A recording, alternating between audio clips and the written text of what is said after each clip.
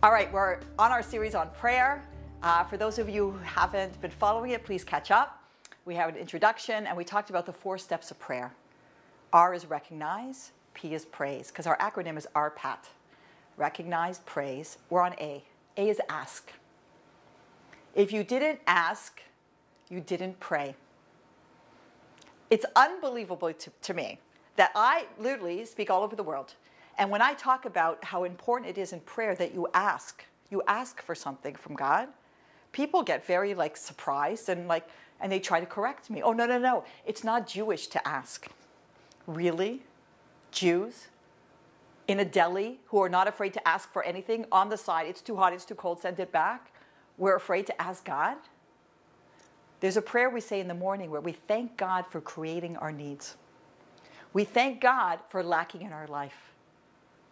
God creates space. He creates needs. So we'll call out to him. We're supposed to ask. Is there anything too big? Is there anything too small? Is there anything too big? Well, years ago, we moved to the States, and one of our kids she's very smart, and she figured, oh, parents take me out of my life, and they feel guilty about it. I can cash in on this. So she brings home a report card, and she gets straight A's. And I said, great report card. She goes, what am I going to get? I go, well, what do you want? She goes, what are you going to give me? And I go, well, what do you want? And she knew I wasn't going to give in because I taught her this. You never say the first number. Why? She's hired for a babysitting job. What do you charge? She says $6 an hour. They were willing to pay $8 an hour. You're hired. Okay? So she knows I'm not going to give in. So she has to come in with her ask. What does she base it on? Ballpoint pen, too low. A car, too high. Somewhere between a ballpoint pen and a car is my price, and she's trying to figure that out. What does she base it on? Number 1, what did I give her in the past? What did I give her last year? Now I feel guilty. Now she's a year older. Okay, so what have I given her in the past? Number 2, what else? What am I capable of giving her? Her father's a rabbi. It's not like he's going to score a big bris and we're going to cash out. Okay? Financially, we kind of sink and swim. All right, let's switch this to the Almighty. God, is there anything too big? Number 1, what has he given you in the past? Everything. Are you breathing right now? You're alive. He gave you life.